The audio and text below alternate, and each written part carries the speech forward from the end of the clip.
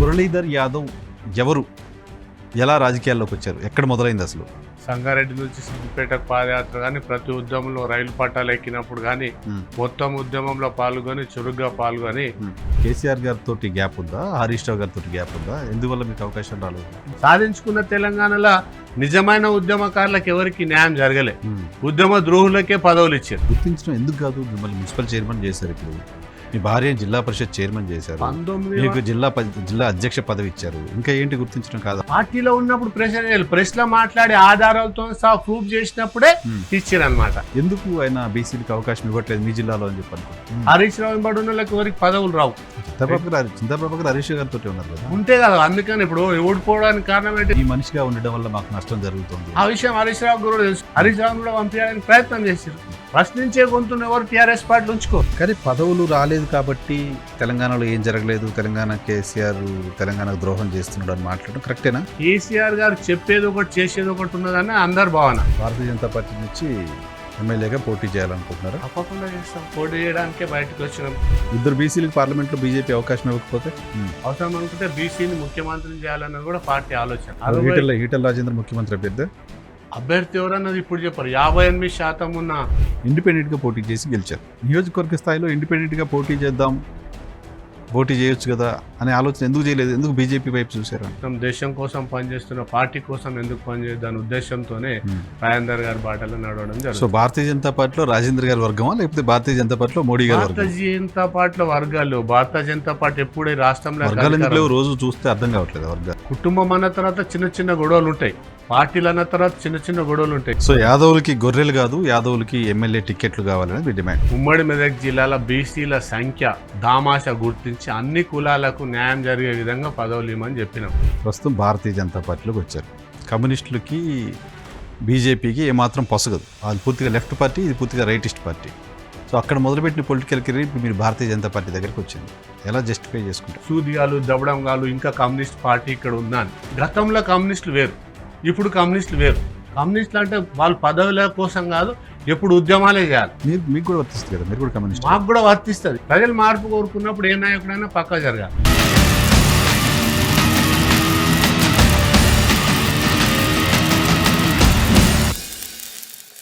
Hello, నమస్తే, welcome to కుల్లం కుల్లా. కుల్లం కుల్లాలో ఈరోజు మనతో పాటు ఉన్నారు భారతీయ జనతా పార్టీ సీనియర్ నేత, మెదక్ జిల్లా నర్సాపూర్ మున్సిపల్ చైర్మన్ మురళీధర్ యాదవ్ గారు. మురళీధర్ గారు నమస్కారం. మురళీధర్ యాదవ్ ఎవరు, ఎలా రాజకీయాల్లోకి వచ్చారు, ఎక్కడ మొదలైంది అసలు?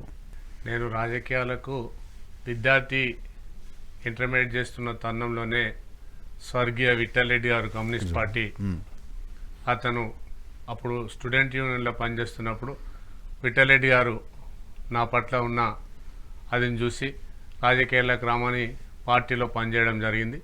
భారత కమ్యూనిస్ట్ పార్టీ కార్యకర్తగా విఠల్ రెడ్డి గారి ఎన్నికలలో పూర్తిగా సమయం కేటాయించి పనిచేసినాను. ఆ తర్వాత ఆర్థిక పరిస్థితి, కుటుంబ సమస్యలను దృష్ట్యా 1985లో కండక్టర్గా జహీరాబాద్ డిపోలో జాయిన్ అయ్యి 95 వరకు కూడా 10 సంవత్సరాలు కండక్టర్గా పనిచేసినాను. ఆ తరుణంలో విఠల్ రెడ్డి గారే స్వయంగా పిలిచి, వద్దు కండక్టర్ నర్సాపూర్ ఒక మంచి సర్పంచ్ కావాలని చెప్పేసి 1995లో నన్ను మొట్టమొదటిసారిగా సర్పంచ్గా పోటీ చేసినప్పుడు 360 ఓట్ల మెజార్టీతోని విఠల్ రెడ్డి గారి సహాయ సహకారాలతోని మొదటిసారి సర్పంచ్.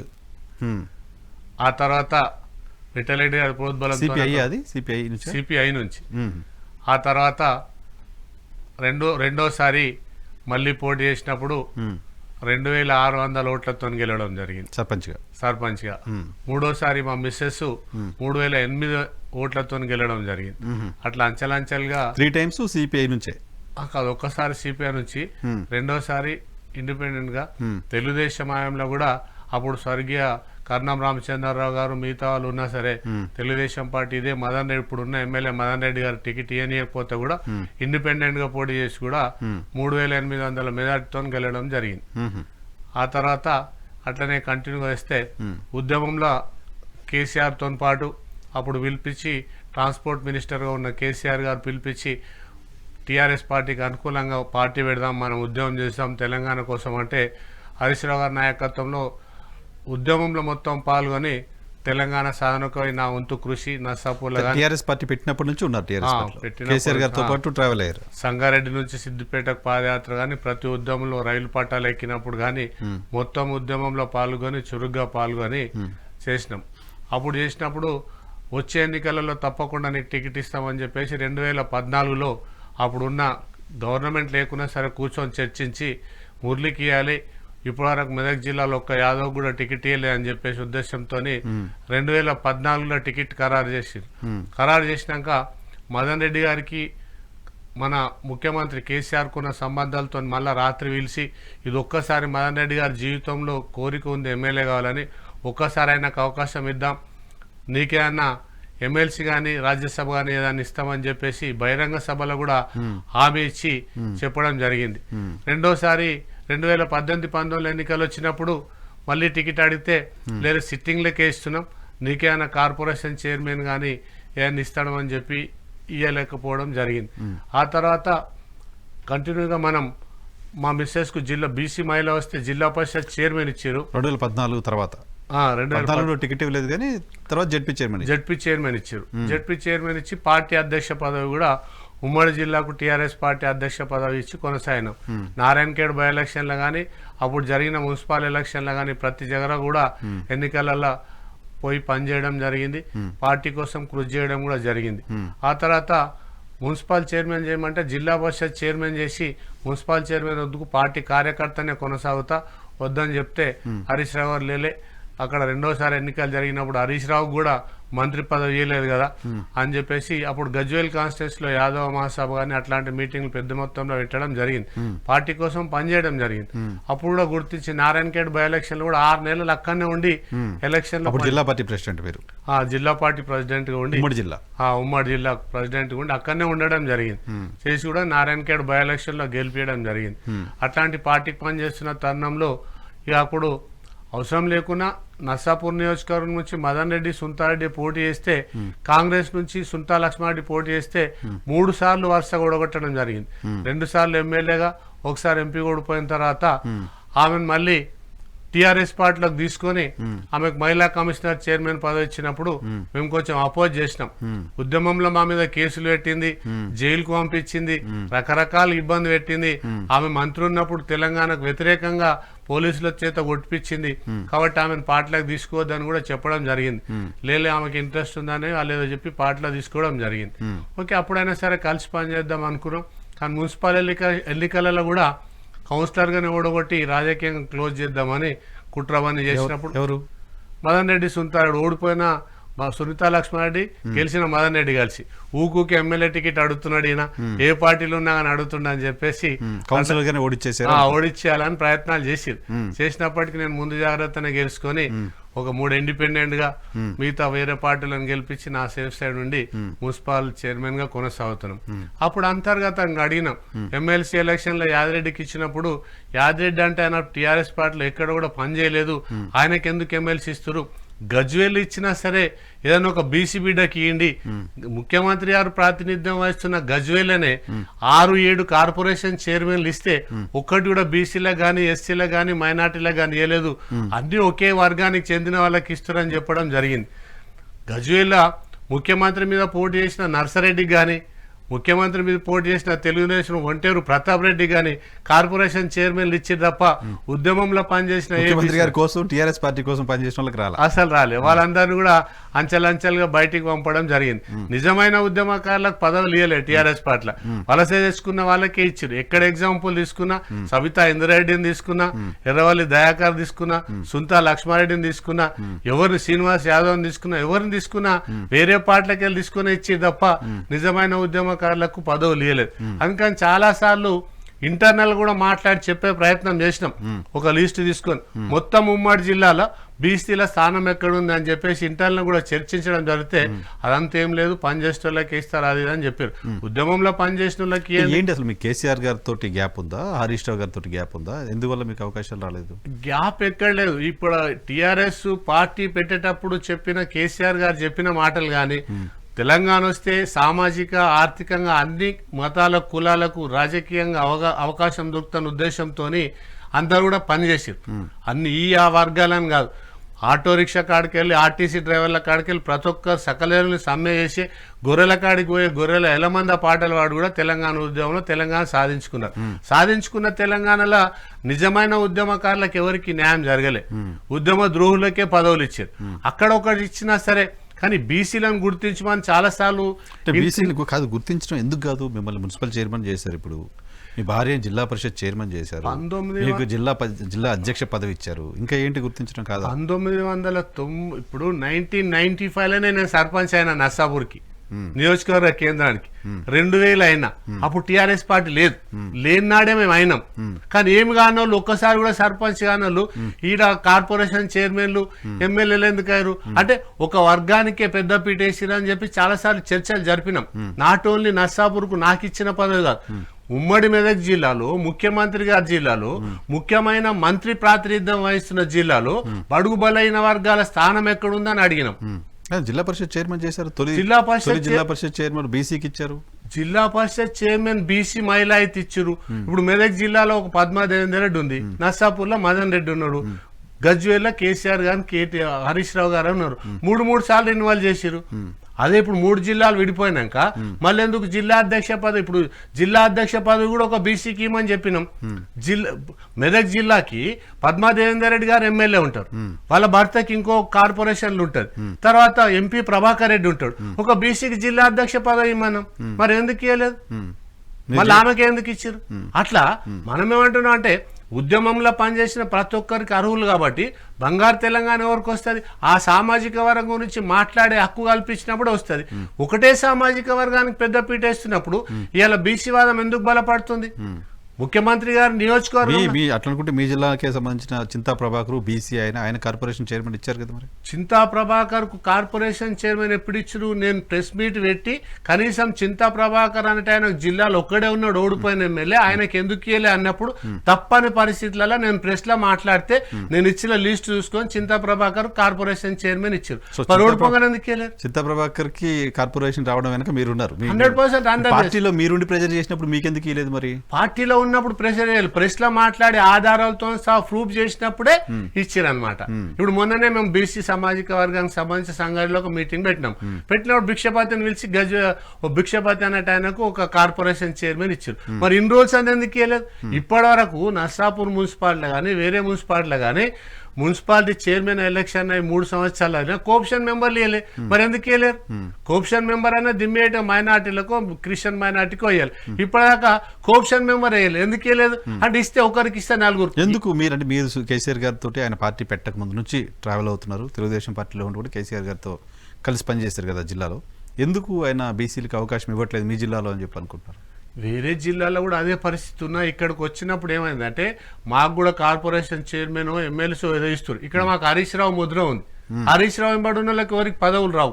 చింతాప్రభాకర్ హరీష్ గారితో ఉన్నారు కదా, ఉంటే కదా. అందుకని ఇప్పుడు ఓడిపోవడానికి కారణం ఏంటి? ఇప్పుడు జగ్గారెడ్డిని పార్టీలకు తీసుకుంటాం అన్నారు, అవును తీసుకుంటాం అన్నారు. అంతకుమూలు కూడా ఒక సామాజిక వర్గం అందరు చింతాప్రభాకర్ ఎందుకు ఓడిపోయింది కాన్స్టిట్యూన్సీ హెడ్ క్వార్టర్లు ఉండి, దాని వెనుక రకరకాల కారణాలు ఉన్నాయి. పార్టీ వాళ్ళే ఉన్నారు, పార్టీ వాళ్ళే ఉంటారు కదా, లేకపోతే వేరే పార్టీ వాళ్ళు. హరీష్ రావు మనిషి కాబట్టి ఓడించారు ఆయన అని అనుకోవచ్చు కదా, ఎందుకు అనుకోవద్దు? అవకాశాలు ఉన్నాయి కదా. మేము అనుకోవడం వేరు, మీరు ఆ జిల్లా వాళ్ళు జిల్లా అధ్యక్షుడిగా పనిచేస్తారు, మీరు చెప్పాలి. మేము ఎన్నికలలో చెప్పినాం, మేము కూడా చెప్పినాం చింతా ప్రభాకర్కి అక్కడ కోసం ఇబ్బందులు పార్టీ వాళ్ళు పెడుతున్నారు, నేను అక్కడికి పోయి పనిచేస్తాను హరీష్ రావు గారితో చెప్పడం జరిగింది. లేదా నువ్వు నర్సాపూర్లోనే గెలిపాలి, నువ్వు నర్సాపూర్లోనే ఉండాలి అని అన్నాడు. అన్నప్పుడు తప్పని పరిస్థితి నేను చింతా ప్రభాకర్ కూడా చెప్పిన, అన్న కొంతమంది మీకు పార్టీలో ఉండి ఇన్జస్టిఫికేషన్ చేస్తున్న ఒక సామాజిక వర్గం మీరు గమనిస్తలేరు, అది మీకు గ్యాప్ వచ్చింది, ఎక్కడ లేని గ్యాప్ అక్కడ వచ్చింది, మీరు ఇంత పని చేసినా సరే గ్యాప్ వచ్చిందంటే రకరకాల కారణాలు ఉన్నాయని చెప్పినాం.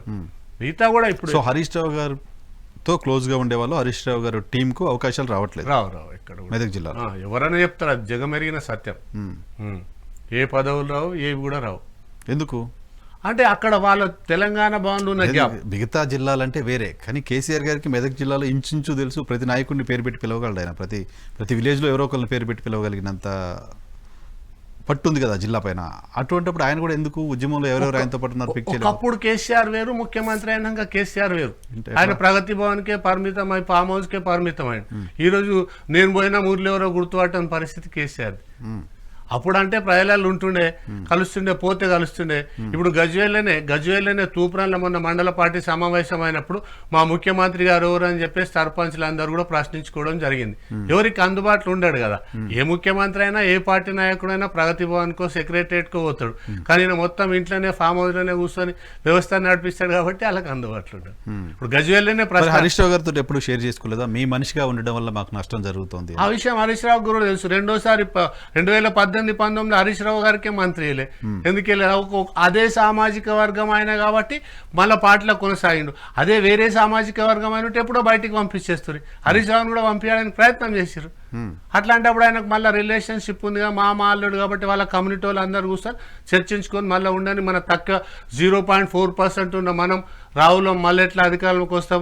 ఒక దిక్కు రెడ్డిలు అపోజ్ చేస్తున్నారు, రెడ్డిలు కూడా రాజ్యాధికారంలోకి రావాలి, రెడ్డి సీఎం కావాలని పావులు కలుపుతారు కాబట్టి రెడ్డిలో కేసీఆర్ గారు భయపడతారు కాబట్టి రెడ్డి సామాజిక వర్గాన్ని పెద్ద పీటేసేందుకు మళ్ళీ హరీష్ రావును ఉంచుకున్నారు. అదే ఈటెల రాజేందర్ ఎందుకు సస్పెండ్ చేశారు? ఈటెల రాజేందర్ రావు ఆయన ఉంటే ఆయన కూడా పార్టీలు ఉంటాడు కాదు కాబట్టి బయటకు పంపిస్తారు. ఎందుకు రాహుల్ కూడా బయటికి పోయారు కదా, రఘునందన్ రావు కూడా టీఆర్ఎస్ పార్టీలోనే ఉన్నాడు కదా ఒకప్పుడు, ఆయన ఉద్యమకారుడు కదా. ప్రశ్నించే గొంతును ఎవరు టీఆర్ఎస్ పార్టీలు ఉంచుకోరు. రఘునందన్ రావు కావచ్చు, ఇంకోరు కావచ్చు. ఇప్పుడు అట్లా వేరే వాళ్ళని అందరు తీసుకున్న దాఖలాలు ఉన్నాయా? ఇప్పుడు సపోజ్ సంతోష్ రావు పదవి ఇచ్చినప్పుడు వేరే వాళ్ళు అన్నారు ఉద్యమకారులు మస్తు మందురు, కుటుంబ పాలన జరుగుతుంది, మామ అల్లుడు బిడ్డ అందరు కూడా పవర్లలో ఎంజాయ్ చేస్తారని చెప్పినప్పుడు నాకు ఎవరో మందు లిస్ట్ వాళ్ళు కావాలి కదా, నేను ఢిల్లీకి పోతే కావాలన్నాడు. అట్లా అది కారణం కాకపోవచ్చు. ఎందుకంటే చాలా మంది ఉద్యమకారులు తెలంగాణలో ప్రాణాలు త్యాగం చేసిన వాళ్ళు ఉన్నారు. ఉద్యమకారులకు పదవులు రావాలి అనే పదం ఖచ్చితంగా ఉద్యమకారులకు పదవులు రావాల్సిందే, నో డౌట్ దానిలో. కానీ పదవులు రాలేదు కాబట్టి తెలంగాణలో ఏం జరగలేదు, తెలంగాణ కేసీఆర్ తెలంగాణకు ద్రోహం చేస్తున్నాడు అని మాట్లాడడం కరెక్టేనా? అంటే మనం ఉద్యమం చేసింది మన పదవుల కోసమా లేకపోతే తెలంగాణ రాష్ట్రం కోసమా అనే ప్రశ్న వస్తుంది కదా. తెలంగాణ వస్తే ఇంటికి ఒక ఉద్యోగం వస్తుంది అన్నారు, అల్లుడు వస్తే బిడ్డ వస్తే ఏడుంటాడు, డబుల్ బెడ్రూమ్లు ఇస్తాను. ఇలా నర్సాపూర్ నియోజకవర్గానికి వస్తే 500 డబుల్ బెడ్రూమ్ 9 సంవత్సరాల నుంచి కడుతున్నారు. ఇప్పటి వరకు స్లాబ్ల దశలు ఉంది, ఇంకా స్లాబ్లు కూడా కంప్లీట్ కాలే. అంటే ఇంకొక 2 టర్ములు చేసినా ఆయన కంప్లీట్ చేయడు. ఎందుకంటే ఆ కోడి మాంసం కావాలన్న కోడిని కట్టేసి అదే మాంసం అని తినిపించే వ్యవస్థ ఇక్కడ నడుస్తుంది. ఇప్పుడు తెలంగాణలో వస్తే నిరుద్యోగ వృత్తి అన్నాడు, ఇంటికో ఉద్యోగంగా అన్నాడు. ఇప్పుడు దళిత బంధు ఎలక్షన్ రాగానే దళిత బంధు అంటాడు.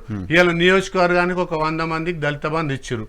ఒక్కొక్క దగ్గర వాళ్ళ సంఖ్య 12,000 నుంచి 13,000 సంఖ్య ఉంది. అంటే 100 మందికి దళిత బంధు ఇచ్చి మిగతా వాళ్ళ కొట్లాట పెట్టినా గట్రా మిగతా వాళ్ళు చేయనట్టే కదా. ఒక చిన్న గ్రామాన్ని చూసి 100 మంది దళితులు ఎక్కడురో అక్కడ ఎంచుకోరు. అదే హుజూరాబాద్లో కాకపోవచ్చు, ఇంకా మునుగోడు ఎలక్షన్ అయినప్పుడు అందరికి దళిత బంధు ఇచ్చింది. అంటే కేసీఆర్ గారు చెప్పేది ఒకటి చేసేది ఒకటి ఉన్నదని అందరు భావన. కానీ రాజేంద్ర గారితో పాటు మీరు బయటకు వచ్చారు పార్టీ నుంచి. అవును, అప్పుడు ఈటెల రాజేంద్ర గారితో పాటు ఏంటి ఈటెల రాజేంద్ర గారితో రిలేషన్ ఏంటి? మళ్ళీ హరీష్ రావు గారితో మీరు క్లోజ్? ఈటెల రాజేందర్ గారు కూడా ఒక ఉద్యమకారుడు. తెలంగాణ ఉద్యమంలో ఆయన సలహాలు ఆర్థికంగా అన్ని రకాలుగా పనిచేసిన నాయకుడు. ఆయనను అకారణంగా చిన్న చిన్న సమస్యలపై ఇట్లా జరుగుతుందని చెప్పినందుకు మాత్రం బయటికి పంపించే ప్రయత్నం అంచెలంచెలు చేశారు. ఆయన కరోనా సమయంలో కూడా హాస్పిటల్ తిరిగి రకరకాల సేవలు అందించి మంచి పేరు వస్తుంది ఈటెల రాజేందర్ గారికి. ఈటెల రాజేందర్ గారు లీడరు, ఆయన దగ్గర ఇంటికి పోతే మంచి భోజనాలు టిఫిన్లు పెడతాడు, కార్యకర్తలతో అందరితో మంచిగా మాట్లాడు. ఇందులో ఎవరికి మంచి పేరు వచ్చినా ఆ పార్టీలో ఎదుగుదల ఉండదు.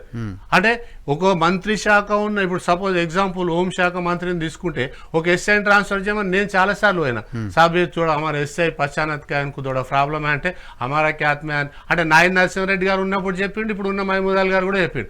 ఎస్ఐని ట్రాన్స్ఫర్ చేసే పరిస్థితి కూడా టీఆర్ఎస్ పార్టీలు ఉండదు.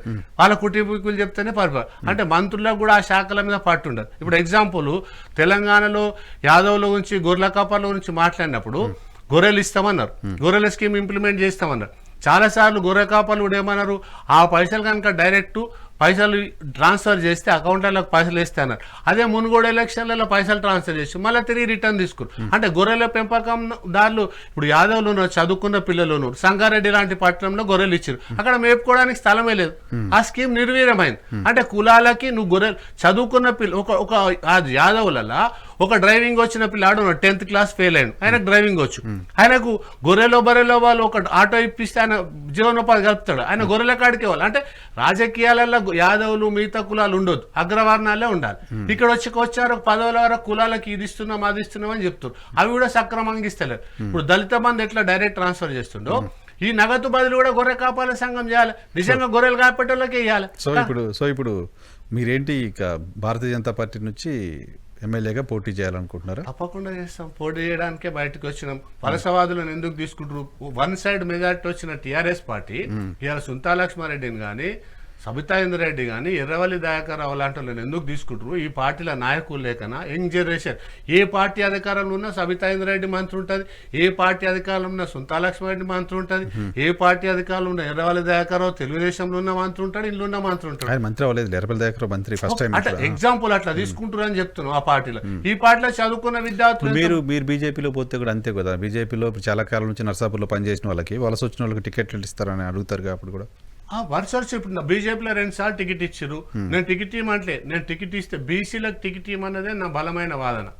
ఉమ్మడి రాష్ట్రంలో కానీ దామాషా ప్రకారము ఇప్పుడు ముఖ్యమంత్రి గారి జిల్లాలో కూడా 10 అసెంబ్లీ స్థానాలు ఉంటే 2 రిజర్వేషన్ అంబేద్కర్ రాసిన రాజ్యాంగ ప్రకారం 2 రిజర్వేషన్ అవుతాయి. 8 స్థానాలల్లో 4 స్థానాలకు బీసీలకు ఇచ్చి 4 స్థానాలు వీతే ఒక ముదిరాజు కావచ్చు, ఒక గౌడు కావచ్చు, ఒక యాదవ్ కావచ్చు, ఒక శాఖలోలకు కావచ్చు, కుమార్ ఏదైనా క్యాస్ట్కి ఏమని అంటున్నాం. అంటే ఆ సామాజిక వర్గం కోసం అసెంబ్లీలో ఇప్పటి వరకు స్వాతంత్రం వచ్చినప్పటి నుంచి అనుకుంటా నాకు తెలిసి కుమ్మరోళ్ళు ఇప్పటిదాకా కుమ్మరి కులం సంఘం వాళ్ళు అసెంబ్లీలో అడుగుపెట్టలేదు, మాట్లాడలేదు. ఎందుకంటే వాళ్ళకి అవకాశం రాలేదు. రిజర్వేషన్ ఉంటే జనగణన జరిగి రిజర్వేషన్ ఉంటే అది ఉంటుంది. మామూలుగా ఇప్పుడు ఎమ్మెల్యేలు ఏ నియోజకవర్గంలో ఎమ్మెల్యేలు తీసుకున్నా, మున్సిపల్ చైర్మన్ ఉన్నా, జడ్పీ చైర్మన్ ఉన్నా, సర్పంచ్లు ఉన్నా, మున్సిపల్ చైర్మన్ ఉన్నా, ఆ ఎమ్మెల్యే చేతి కిందనే పనిచేయాలి. ఎస్ఐ ట్రాన్స్ఫర్ కావాలంటే ఎమ్మెల్యే లెటర్ కావాలి, ఎంఆర్ఓ ట్రాన్స్ఫర్ కావాలంటే ఎమ్మెల్యే లెటర్. గతంలో ఇట్లా లేదు. గతంలో మంచిగా పనిచేసే అధికారులు ఆ పార్టీకి పనిచేసే నాయకులనే ఇలా పెట్టుకునే పరిస్థితి టీఆర్ఎస్ పార్టీ ఉంది. అంటే మనం ఎగ్జాంపుల్ రజాకార్ల పరిపాలన ఎట్లున్నారో ఇలా డెమోక్రసీ లేని పరిస్థితి ఇలా ఈ రాష్ట్రంలో ఉంది. కాబట్టి అందరూ ఓకే.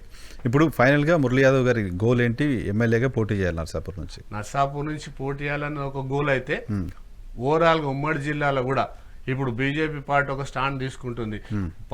ఒక పార్లమెంట్ స్థానంలో కనీసం 2 టికెట్లు బీసీలకు ఇవ్వాలని, బీసీల సంఖ్యను కూడా చట్టసభలు ఉంచాలి, కార్పొరేషన్లు ఉంచాలి, పార్లమెంట్లు ఉంచాలని చెప్పేసి ఇప్పుడు ఈ తెలంగాణ రాష్ట్రం వచ్చినాక అంచెలంచెలుగా బీసీలను తొక్కేసే పరిస్థితుంది. సో ఇప్పుడు బీసీలు సరే మీకు కాకపోయినా బీసీలకు అవకాశం రావాలనేది మీ డిమాండ్. 2 బీసీలకు రావాలి పార్లమెంట్లో. 2 బీసీలకు పార్లమెంట్లో బీజేపీ అవకాశం ఇవ్వకపోతే ఇస్తుంది, కంపల్సరీ ఇస్తుంది అన్న కదా, కంపల్సరీ ఇస్తుంది. ఎందుకంటే ఇవ్వాలన్న పార్టీ లైన్ కూడా అవసరం అనుకుంటే బీసీని ముఖ్యమంత్రిని చేయాలన్నది కూడా పార్టీ ఆలోచన. ఎందుకంటే ఈటెల రాజేంద్ర ముఖ్యమంత్రి అభ్యర్థి ఎవరన్నది ఇప్పుడు చెప్పారు. 58% ఉన్న ఇవాళ బీసీలు చాలా కులాలకి ఎప్పుడు ఆ చట్టసభలలో కానీ పార్లమెంట్లలో కానీ స్థానం దక్కట్లేదు. కాబట్టి తప్పకుండా బీసీలకు స్థానం ఇవ్వాలన్నదే మా అందరి డిమాండ్. పార్టీల ఖచ్చితంగా మిగతా పార్టీలు అన్నీ కూడా డిమాండ్ పెట్టేసి ఆ దిశగా మేము ప్రయాణం చేస్తాం. మీరు పార్టీ నుంచి బయటకు వచ్చిన తర్వాత హరీష్ రావు గారు కానీ కేసీఆర్ గారు కానీ ఎప్పుడు మాట్లాడలేదా మళ్ళీ మీతోటి? ఎప్పుడు మాట్లాడలే. పార్టీలకి వెళ్ళిపోయేటప్పుడు మాత్రం పిలిచి మాట్లాడడానికి ట్రై చేస్తే నాకు పార్టీలో బీసీలకు ఉద్యమకారులకు జరుగుతున్న అన్యాయాన్ని పదే ఎండగట్టించి ఇంటర్నల్గా చెప్పి చూసినప్పుడు వాళ్ళు కొంచెం ఆవేశంగా మాట్లాడారు. అదే నేను పత్రికలకు వచ్చేటప్పటికి వద్దు, పత్రికలు ఏమైనా కూర్చొని మాట్లాడదామన్నా కానీ మాట్లాడే సమయం ఏముంటుంది, ప్రతిపక్షంలోనే ఉంటాం కానీ ఆత్మవిమర్శ ఆత్మజంపుకొని పని చేయలేము, ఆత్మగౌరవం ఉండాలి అని చెప్పినాం. టీఆర్ఎస్ పార్టీలో ఆత్మగౌరవం లోపించింది కాబట్టి బయటకు వచ్చి చాలా మందికి ఉంది. అది బయట మాట్లాడతారు. పదవి ఉంది కానీ పదవిని కాపాడుకోవడానికి ఉంది. ఇవాళ టీఆర్ఎస్ పార్టీలో సగం మంది మాకు పాత మిత్రులు కలిసినప్పుడు అందరు చెప్తూనే ఉంటారు, ఈ మనసు చంపుకొని పని చేస్తున్నాం, ఏం చేయాలి, నేను మంత్రి ఉన్నా కానీ నాకేమైనా ఉందా కాదు. ఇప్పుడు మదన్ రెడ్డి గారికి ఒకసారి అవకాశం ఇవ్వండి అని మిమ్మల్ని డ్రాప్ చేశారు 2014లో. కానీ తర్వాత కూడా మదన్ రెడ్డి గారికి అవకాశం ఇచ్చారు. ఇప్పుడు 3ోసారైనా నాకు ఇవ్వండి అని మీరు అడగడానికి బార్గెనింగ్ ఉంటుంది కదా, ఎందుకు మీరు ఆ ఛాన్స్ మిస్ చేసుకున్నారు? ఆ ఛాన్స్ ఉంటుందనే పార్టీలో కొనసాగినాం. సుంతా లక్ష్మారెడ్డిని తీసుకున్నారు, మంత్రి గారి దృష్టికి తీసుకున్నాం. అన్న 3 సార్లు ఓడిపోయింది, ఆమె దగ్గర ప్రజలు లేరు, కాంగ్రెస్ పార్టీలోకి వెళ్ళి ఇళ్ళకి వచ్చినాక ఎమ్మెల్యే కంటే పెద్ద పదవి స్టేట్ మహిళా కార్పొరేషన్ ఇచ్చింది. ఆమెకు స్టేట్ మహిళా కార్పొరేషన్ ఇస్తే కూడా నియోజకవర్గానికే పరిమితమైంది. రోజు నియోజకవర్గంలో పార్టీ కార్యక్రమాలలో పాల్గొంటుంది. ఆమె కమిషనర్ లాగా చేయట్లేదు, పార్టీ లాగా చేస్తుంది టీఆర్ఎస్ పార్టీ. భయమా ఇప్పుడు? సో సుంతా లక్ష్మారెడ్డి గారికి టికెట్ వస్తుందా బీఆర్ఎస్ అని చెప్పినాకనే నేను బయటకు వచ్చి. ఎవరు చెప్పారు? హరీష్ రావు గారు చెప్పారు. హరీష్ రావు గారు చెప్పింది నడవదని మీరే చెప్తున్నారు. హరీష్ రావు గారు చెప్పేది నడవదు. నేను అడిగిన ఆయన, నాన్న ఎవరికి టికెట్ ఇస్తారంటే వాళ్ళిద్దరు కలిసి డిసిషన్ తీసుకున్నారు, ప్రగతి భవన్లో డిసిషన్ తీసుకున్నారు. నాకు కూడా చెప్పకుండా పార్టీలోకి వచ్చింది కాబట్టి టికెట్ ఆమెకే ఇస్తారని అన్నారు. అన్నాకనే నేను బయటకు వచ్చాను. సో ఆమెకి సునీతా లక్ష్మారెడ్డి గారికి టికెట్ కన్ఫర్మ్? అని టీఆర్ఎస్ పార్టీ వాళ్ళు చెప్తున్నారు. ఇద్దరు ఇట్లా ఎవరికి ఇస్తారో చూడాలి. ఆమెకైతే పదవి ఇచ్చారు రాగానే, మొదటి నుంచి టికెట్ ఇచ్చిన అయిపోయినా పదవి ఇచ్చారు కాబట్టి గొడవ లేదు. ఆ స్టేట్ మహిళా కమిషనర్ ఇచ్చారు, క్యాబినెట్ ర్యాంక్ పదవి కాబట్టి, కాన్స్టిట్యూషనల్ పోస్ట్, అది కూడా మంచి పోస్ట్ కాబట్టి ఇద్దరు కలిసి పనిచేస్తారు. ఇప్పుడు మా నియోజకవర్గానికి వచ్చే వరకు పోటీ చేసిన ఇద్దరు అభ్యర్థులు, గెలిచిన మదన్ రెడ్డి, ఓడిపోయిన సుంతారెడ్డి ఒకటే కాలు అరుగుతుంటే ప్రజలందరూ నవ్వుకుంటారు. అరే మనం ఎవరి కోసం పనిచేసినాం, ఎవరు కొట్లాడుకున్నారు. కానీ గతంలో మీకు సర్పంచ్ టికెట్ తెలుగుదేశం పార్టీలో కొంతమంది సీనియర్ నాయకులు ఇప్పించలేకపోతేనో అడ్డుపడితేనో ఇండిపెండెంట్గా పోటీ చేసి గెలిచారు. ఇప్పుడు నియోజకవర్గ స్థాయిలో ఇండిపెండెంట్గా పోటీ చేయొచ్చు కదా అనే ఆలోచన ఎందుకు చేయలేదు? ఎందుకు బీజేపీ వైపు చూశారు? అంటే ముందు ఇండిపెండెంట్గానే పోటీ చేద్దాం, రాజేందర్ గారు పార్టీ పెడతారేమో బీసీల పార్టీ అన్న ఆలోచన ముందు ఉండే. రాజేందర్ గారు బీజేపీలోకి పోయినాక నాకు కూడా ఫోన్ చేసి అందరం కలిసి పనిచేద్దాం, ఈ పార్టీలో బీసీలకు స్థానం లభిస్తుంది, కొన్ని ఆశయాల కోసం పనిచేద్దాం, ఆత్మగౌరవం కోసం కాదు. ఈ రాష్ట్రం అంతా కూడా అప్పుల రాష్ట్రంగా అవుతుంది. రోజు రోజుకి ఈ రాష్ట్రానికి ఎన్నలేని అప్పులు చేసి ఒక్కొక్క మీద 70 నుంచి 5,000 లక్షల కోట్లకి అప్పు తీసుకుపోయిన ముఖ్యమంత్రి గారు ప్రాజెక్టులలో దుర్వినియోగం, ధరణిల దుర్వినియోగం, ఏ స్కీమ్ తీసుకున్నా కానీ స్కీమ్లే తప్ప ఏవి కూడా లేవు అని చెప్పేసి చాలాసార్లు చెప్పుకోవడం, చర్చించుకోవడం జరిగింది. చర్చించినాకనే ఏదో ఒక పార్టీ సపోర్ట్ ఉండాలి కదా. ఇలా నరేంద్ర మోడీ గారు చేస్తున్న కార్యక్రమాలు కావచ్చు, ఒకే పార్టీ అధికారంలోకి రాకుండా ఇలా నేషనల్ హైవేస్ కానీ, రైల్వే లైన్స్ కానీ, అవినీతి రహిత ప్రభుత్వం, దేశం కోసం ప్రపంచ దేశాలనే మోడీ గారు మంచి పేరు తీసుకొస్తారు కాబట్టి ఆ పార్టీ కోసం పనిచేద్దాం. రకరకాల జెండాలు మోసినాం, దేశం కోసం పనిచేస్తున్న పార్టీ కోసం ఎందుకు పనిచేద్దాం ఉద్దేశంతోనే రాజేందర్ గారి బాటలో నడవడం జరుగుతుంది. సో భారతీయ జనతా పార్టీలో రాజేంద్ర గారి వర్గమా, లేకపోతే భారతీయ జనతా పార్టీలో మోడీ గారు? భారతీయ జనతా పార్టీలో వర్గాలు, భారతీయ జనతా పార్టీ ఎప్పుడే రాష్ట్రంలో రోజు చూస్తే అర్థం కావట్లేదు వర్గాలు. వాళ్ళకు అర్థమయ్యే విషయాలు వేరు. ఇప్పుడు కేంద్రంలో ఎవరు చెప్పినా కానీ ఇలా నరేంద్ర మోడీ గారు ప్రభుత్వం ఉంటేనే ఈ దేశానికి రక్షణ ఉంటుంది, న్యాయం జరుగుతుంది అంటుండ్రు. 9 సంవత్సరాల పరిపాలన ఈ రాష్ట్రం ఎక్కడి నుంచి ఎక్కడి వరకు పోయింది. మొత్తం ల్యాండ్ కానీ, భూ కుంభకోణాలు కానీ, కాళేశ్వరం కుంభకోణాలు. ప్రభుత్వం ఒక పార్టీగా గొడవలు లేవా? పార్టీలు కుటుంబం అన్న తర్వాత చిన్న చిన్న గొడవలు ఉంటాయి, పార్టీలు అన్న తర్వాత చిన్న చిన్న గొడవలు ఉంటాయి. కానీ కేంద్ర ప్రభుత్వం నిర్ణయం తీసుకొని ఎప్పటివరకు ఎక్కడ స్థానం కల్పించాలి. ఇప్పుడు కిషన్ రెడ్డి గారికి అధ్యక్ష పదవి ఇచ్చారు, మంత్రి పదవి ఇచ్చారు. రేపు బండి సంజయ్ గారిని రాష్ట్ర అధ్యక్షుడు తీసి కేంద్రంలో జాతీయ కార్యదర్శిగా కూడా తీసుకున్నారు. అంచెలంచెలుగా ప్రమోషన్ ఇస్తూ చేస్తుంటారు. ఇక్కడ అట్లా కాదు కదా. అక్కడ అన్ని రిపోర్ట్స్ తీసుకొని పనిచేస్తారు. ఇక్కడ ఏకైక నిర్ణయం, సింగిల్ డిసిషన్ ఉంటుంది. హిట్లర్ లాగా ఆయన ఎవరికి అనుకుంటే వాళ్ళకి పదవి ఇస్తాడు. రీజనల్ పార్టీలు అంతేగా, రీజనల్ పార్టీలు అయినా సరే కానీ పనిచేసే నాయకులకు ఇంపార్టెన్స్ ఇవ్వాలి. అడిగే నాయకులు ఎందుకు అడుగుతారు? ఇప్పుడు బయట చర్చ జరుగుతుంటుంది ఒక అంశం, నేను జిల్లా అధ్యక్షుడు, బయటకి ఇట్లా అనుకుంటారు, పార్టీ కోసం ఇట్లా అనుకుంటారు, బీసీలకు ప్రాధాన్యత ఉంటేనే నేను చెప్పిన అంశాన్ని పరిగణలోకి తీసుకోవాలి. పరిగణలోకి తీసుకోకుండా వీడియో బీసీల కోసం మాట్లాడుతుండు. గొర్రెల స్కీమ్ నగదు బదిలీ చేయాలని ఇంటర్నల్ గా చర్చించినాం 1-2 సార్లు. నగదు బదిలీ చేయకపోతే మొత్తం స్కీము దుర్వినియోగం అవుతుంది. కర్ణాటక గోర్లు అక్కడిక్కడ మారుతున్నాయి తప్ప గ్రామాలలో గొర్రెలు మేపుకొని ఇస్తలేరు, స్థలం కూడా లేదు, దానికి మేత కూడా ఇబ్బంది అని చాలాసార్లు చెప్పినాం. అది చెప్పేది లేదు. మీ సంబంధిత శాఖ ఉంది ఆయనకే. సో యాదవులకి గొర్రెలు కాదు, యాదవులకి ఎమ్మెల్యే టికెట్లు కావాలని మీ డిమాండ్? తప్పకుండా, అది సహజం కదా. ఎందుకంటే చట్టసభలలో యాదవులు ఉండాలి, కార్పొరేషన్లలో ఉండాలి. ఒక ఆయనే చూపెట్టి ఇప్పుడు ఈ పార్టీలో ఒక చిన్న అంశం ఉంటుంది. శ్రీనివాస్ గౌడ్ ఉంటాడు, ఎక్సైజ్ శాఖ ఇస్తారు. ఎక్సైజ్ వాళ్ళు గౌండ్ వాళ్ళు ఎవరు మాట్లాడదు. గొర్రెలది ఉంటుంది, శ్రీనివాస్ యాదవ్కి ఎవరు మాట్లాడదు. గొర్రెలు ఉన్నాయి, ఏముండదు. స్కీమ్ ఉంటుంది, పేపర్ మీద ఇంప్లిమెంటేషన్. నిజంగా గ్రామాలలో ఏ గ్రామంలో ఎంతమంది గొర్రెలు వచ్చినా అడిగితే మీరు అడిగినా చెప్తారు. ఆ స్కీమే ఫెయిలియర్ స్కీమ్. నగదు బదిలీ చేస్తే గొర్రెలు తెచ్చుకుంటారు, మేకలు తెచ్చుకుంటారు, బర్రెలు తెచ్చుకుంటారు, ఒక ఆటో తెచ్చుకుంటారు. వాళ్ళ ఉపాధి కోసం ఏం కావాలో దాన్ని ఖర్చు చేస్తారు. అట్లా వీళ్ళు గొర్రెలు అయితే గొర్రెలే మేపాలి. ఎమ్మెల్యే టికెట్ అడగొద్దు, ఎమ్మెల్సీ టికెట్ అడగొద్దు. చదువుకున్న పిల్లలు కూడా గాలే గొర్రెలకు ఆడుకోవాలి, మేపనికి స్థలం లేకున్నా సరే అన్నదే వాళ్ళ వాదన. సరే, ఇప్పుడు మీకు సుదీర్ఘ పరిచయం ఉంది కేసీఆర్ గారితో. ఫోన్ చేసి మురళి వచ్చేసి బీసీలకు అవకాశం ఇద్దాం, నీకే టికెట్ ఇస్తా అని చెప్తే కేసీఆర్ గారు చెప్తే ఈరోజు ఎవరు నమ్మే పరిస్థితి లేరు. ఎందుకంటే గతంలో కూడా ఇట్లనే చెప్పిండు, బహిరంగ సభలో చెప్పిండు. నర్సాపూర్లో 1,00,000 మంది బహిరంగ సభల మురళి రాజకీయ జీవితం నేను చూసుకొని జిల్లా పరిషత్ చైర్మన్ ఇచ్చారు కదా అంట. నేను చూసుకొని జిల్లా పరిషత్ చైర్మన్ బీసీ మహిళ అయితే ఇచ్చిండు, చట్టసభలలో కాదు కదా. అది ఇచ్చిన మళ్ళీ 2వ సారి ఇవ్వలే బీసీ మహిళ అయినా కానీ. వీళ్ళు ఏంటంటే మార్చడానికే ప్రయత్నం చేసి నేను జిల్లా పరిషత్ చైర్మన్ ఉన్నప్పుడు 10 మందికి మంచి పని చేస్తారు మంచిగా చేస్తున్నారు అనుకో రెండోసారి ఏరియా మళ్ళీ మార్చి వేరేళ్ళకి ఇస్తారు. అదే మనమే వేరే అగ్రవర్ణాలం నేను మురళీధర్ రెడ్డి ఇంకో ఆట అయినా అనుకో 4 సార్లు ఇన్వాల్వ్ చేస్తారు. అదే యాదవ్ కాబట్టి ఒకటేసారి పరిస్థితి. సో ఇప్పుడు ఏంటి పిలవరు అనుకుంటున్నారా, పిలిస్తే ఆలోచిస్తారా? పిలిస్తే ఆలోచించే ప్రసక్తి లేదు. రాజకీయాల నుంచి తప్పుకుంటాం కానీ టీఆర్ఎస్ పార్టీ వాళ్ళు పిలిస్తే ఆ పార్టీకి పనిచేసే ప్రసక్తి లేదు. ప్రజలు ఎవరు కూడా నమ్మే పరిస్థితి లేరు. వాళ్ళు పెట్టిన స్కీములు కానీ వాళ్ళు చేస్తున్న స్కాములు కానీ పేపర్ లీకేజీలు కానీ రకరకాల కుంభకోణాలు ఇలా ప్రజలందరూ విసికి వేసారిపోయారు. ఇక్కడ కూట్ల రాయి తీయనో లేట్ల రాయి తీస్తారని చాలాసార్లు కేసీఆర్ గారు సామెతలు చెప్తుంటాం. ఈ రాష్ట్రంలో వరదలు వచ్చి ఇండ్లు మునిగిపోతున్నాయి, ఇల్లు కట్టుకోవడానికి 2 లక్షలు ఇస్తే పక్క రాష్ట్రంలో రైతులకు లక్షలు ఇచ్చి చెక్కులు ఇచ్చేసి ఆ చెక్కులు బౌన్స్ చేసి ఈ రాష్ట్ర పరిస్థితి పరువు తీసే పరిస్థితులలో ఇలా కర్ణాటక మహారాష్ట్రలో ఏదో నేను టీఆర్ఎస్ పార్టీ తీసేసి బీఆర్ఎస్ పార్టీ పెడతా ఈ రాష్ట్రంలోనే చేయనాయనను దేశంలో చేస్తా అని చెప్పుకుంటుండు కాబట్టి ఆ పార్టీ విధేయతకు వదిలిపెట్టేస్తారు. ఫైనల్గా కంక్లూడ్ చేద్దాం. మీరు మురళీ యాదవ్ కేవలం పదవుల కోసమే పార్టీలు మారాడు అని అనుకునే వాళ్ళకి ఏం చెప్తారు? నేను పార్టీల నుంచి బయటకు వచ్చినప్పుడు ప్రెస్ మీట్ పెట్టినప్పుడు చెప్పిన మురళీధర్ యాదవ్ పదవి ఇవ్వకండి. ఉమ్మడి మెదక్ జిల్లాల బీసీల సంఖ్య దామాష గుర్తించి అన్ని కులాలకు న్యాయం జరిగే విధంగా పదవులు ఇవ్వమని చెప్పినాం.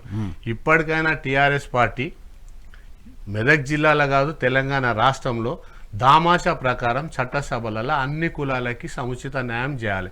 కార్పొరేషన్లలో కావచ్చు నామినేటెడ్ పదవులలో కావచ్చు చేయాలి.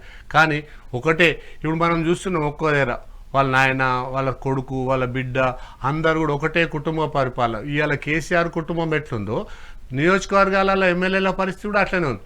కాబట్టి అన్ని కులాలకు సముచిత న్యాయం చేసి తెలంగాణకు న్యాయం చేయమని అంటున్నాం. తెలంగాణ వస్తే ఇది జరుగుతుంది, బంగారు తెలంగాణ వస్తే చాలా మంది కలలు కన్నారు. విద్యార్థులు అయితే రోడ్ల మీదకి వచ్చి దెబ్బలు తిన్నారు, జైల్లో పాలయ్యారు. అటువంటి వాళ్ళ పేర్లు ఎక్కడ కూడా లేవు. మాజీ మంత్రిని పార్టీలకు తీసుకున్నామా, మాజీ ఎమ్మెల్యేని పార్టీలకు తీసుకున్నామా, కాంగ్రెస్ లో ఎంతమంది గెలిచిరు అందులోకి వెళ్ళి 14 మందిని కొన్నామా, ఇక కాంగ్రెస్ పార్టీ ఉండొద్దు వేరే పార్టీ ఉండొద్దు అని అందరిని తీసుకొచ్చి ఇళ్ళనే నింపుకొని ఏకఛత్రాధిపత్యం వహించేది కరెక్ట్ కాదని అంటున్నాం. ప్రతిపక్షం గొంతులు నొక్కదు, ప్రతిపక్షం మాట్లాడి ఇప్పుడు అట్లాంటి చంద్రబాబు నాయుడు ముఖ్యమంత్రి ఉన్నప్పుడు రాజశేఖర రెడ్డి పాదయాత్ర చేసింది, ఎక్కడ కూడా అడ్డుకోలే. ఇవాళ నియోజకవర్గానికి ఒక ఎమ్మెల్యే వస్తుండు, లేకపోతే గజ్వేల్కి సీఎం వస్తుండు, లేకపోతే సిరిసిల్ల కేటీఆర్ గారు పోతుంటే ముందే వేరే పార్టీ నాయకులు అందరినీ పోలీస్ స్టేషన్లో పెట్టినాకనే పోయే పరిస్థితి. అంటే ఇంత దౌర్జన్యం ఉండదు కదా. ప్రతిపక్షాలు ఏమడుగుతున్నాయి, ఎన్నికలలో ఇచ్చిన హామీ నిలబెట్టమంటున్నాయి, నిలబెట్టడానికి ప్రయత్నం చేయి. ఇప్పుడు మీరు పదవులు ఉన్నారు కాబట్టి మీరు జవాబుదారితనం సీట్లో ఉన్నారు కాబట్టి మిమ్మల్ని అడుగుతారు, కాబట్టి మీరు సమాధానం చెప్పండి. ఎందుకు పోలీస్ స్టేషన్లలో పెడుతున్నారు? పోలీస్ వ్యవస్థ కూడా ఏకపక్షంగా పనిచేస్తుంది. సో మీ జర్నీని జస్టిఫై చేసుకుంటున్నారు అంతే కదా, ఫర్ ద పీపుల్, పబ్లిక్ కోసం మీరు అంతే కదా. ఏ పార్టీలో ఉన్నా సరే ప్రజలకు అందుబాటులో ఉండాలి, ప్రజలకు సేవ చేయాలి, నియోజకవర్గంలో ఉండాలి. మేము జిల్లా పరిషత్ చైర్మన్ ఉన్నా, నర్సాపూర్లో సర్పంచ్ ఉన్నా, మున్సిపల్ చైర్మన్ ఉన్నా, నర్సాపూర్లో ఉంటాం. మా ప్రజలందరూ మమ్మల్ని నిండు మనసుతో ఆశీర్వదిస్తున్నారు కాబట్టి 5 సార్లు గెలిచినాం. ఏ పార్టీ అధికారంలో ఉన్నా మేము గెలుస్తున్నాం. బికాస్ ఆఫ్ ఇండివిజువాలిటీ, ఆ ప్రజలకు మనకు ఉన్న సంబంధాలు, మంచితనం, ఆ ప్రజల సర్వీస్ అనుకోవచ్చు, లేకపోతే నా మీద ఉన్న ప్రేమ అనుకోవచ్చు, నేను చేసే పనితీరు అనుకోవచ్చు. రైట్ సార్, చూద్దాం ఫైనల్గా మీ డిజైర్ ఎమ్మెల్యే కావాలని మీ డిజైర్ ఫుల్ఫిల్ కావాలని కోరుకుంటున్నాను. థ్యాంక్ యూ వెరీ మచ్ సమయం ఇచ్చిన. Thank you. ఇది ఇవాల్టి కుల్లం కుల్లా. రేపటి షోలో మళ్ళీ కలుద్దాం. Thank you.